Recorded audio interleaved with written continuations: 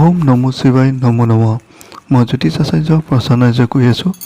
আজি বাৰ্ষিক ৰাশিফল ছেশ্যনত মই ক'ব গৈ আছোঁ মিথুন ৰাশিৰ বিষয়ে, অৰ্থাৎ মিথুন ৰাশি জাতক জাতিকাসকলৰ 2023টো কেনেকুৱা যাব সেই বিষয়ে মই ক'ব গৈ আছোঁ। গতিকে ভিডিঅ'টো শেষলৈকে চাওক, কাৰণ শেষত মই প্ৰতিকাৰসমূহ কৈ দিম। আৰু লাইক, ছাবস্ক্ৰাইব এণ্ড শ্বেয়াৰ কৰক, যাতে অন্যজনৰ ভিডিঅ'টো চাই উপকৃত হ'ব পাৰে। এতিয়া ভিডিঅ'টো আৰম্ভ কৰোঁ। মিথুন ৰাশি জাতক জাতিকাসকল প্ৰধানকৈ সন্মানীয় ব্যক্তি হয়, পণ্ডিত থাকিব, ভোগী হয়, ত্যাগী হয়, ধনৱান, গুণৱান হয়, হাস্যমুখৰ হয়, বাদ্যদিৰ প্ৰতি অনুৰাগী হয়, শত্ৰু নাশকাৰী হয়, দীৰ্ঘসূত্ৰী হৃদয়পুষ্ট হয়, দেহ বিশিষ্ট আৰু নম্ৰ প্ৰকৃতিৰ বাকপটু হয়। মিথুন ৰাশি জাতক জাতিকাসকল কৰ্কট বা বাকযুক্তা, নিৰ্দয়ী, মানসিক অস্থিৰতা, ব্যয়শালিনী, বাকপটুতা হয়।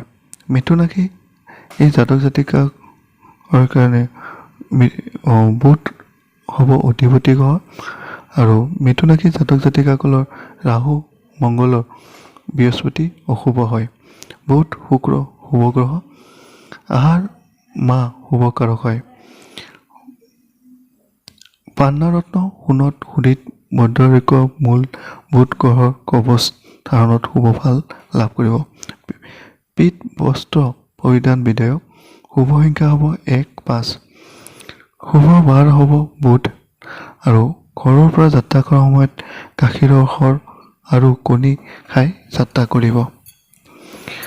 বৰ্ষ চক্ৰ আৰম্ভণিতে মিথুন ৰাশি জাতক জাতিকাসকলৰ দ্বিতীয় চন্দ্ৰ, ষষ্ঠত কেতু, অষ্টমত শনি, নৱমত মংগল, শুক্ৰ, দশমত বৃহস্পতি, একাদশত ৰবি, বুধ, দ্বাদশত ৰাহুই অৱস্থান কৰিছে।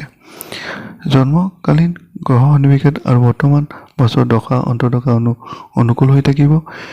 মিথুন লগ্নজাতক ব্যক্তিসকলৰ বৰ্তমান বছৰটো শুভ বুলি ক'ব নোৱাৰি।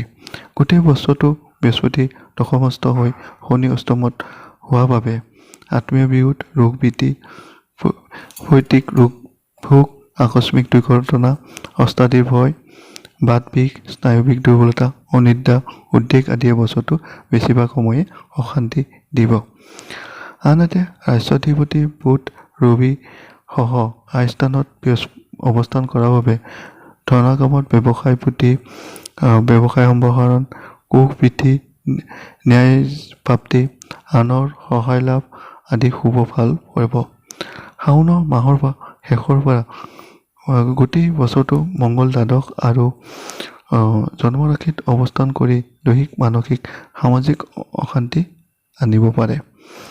বৰ্ষচক্ৰত আয়স্থানত বুধৰ অৱস্থানৰ বাবে অৰ্থ উপাৰ্জনৰ বাবে যদিও ধনস্থানত শনিৰ অশুভ দৃষ্টিৰ বাবে অসাৱধান হ'লে ধননাশ, অপব্যয় আদি সম্ভাৱনা আছে। কৰ্মস্থানত বৃহস্পতি অৱস্থান হোৱা আৰু শনিৰ অশুভ দৃষ্টি থকাৰ বাবে কৰ্মত জটিলতা, সহকৰ্মী আৰু উদ্ধত মহলৰ পৰা অবাঞ্ছিত ব্যৱহাৰ লাভ কৰিব পাৰে। আনহাতে ভাতৃসকল বা ভাতৃ সহ ব্যক্তিৰ পৰা সহধৰ্মী সুপৰামৰ্শ, সঠিক সিদ্ধান্ত লাভ কৰিব। বিদ্যাত যথেষ্ট ভাল। অষ্টমত শনিৰ অশুভ প্ৰভাৱৰ কাৰণে অশান্তি লাভ কৰিব। এতিয়া আহোঁ প্ৰতিকাৰ শিতানলৈ।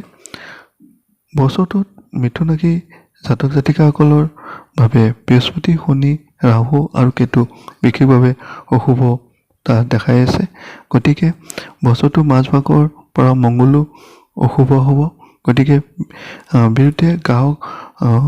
গতিকে গ্ৰহবিলাক সকলৰ যথাবিধ পূজা পাঠ, ব্ৰত, উপবাস, ৰত্ন কৱচ মূলধাৰণীয়। তাৰ উপৰিও যিসকলে ৰত্ন পৰিধান কৰিব বিচাৰে সেইসকলে পান্না ৰত্ন পৰিধান কৰিলে বছৰটো যথেষ্ট ভাল যাব। ধন্যবাদ।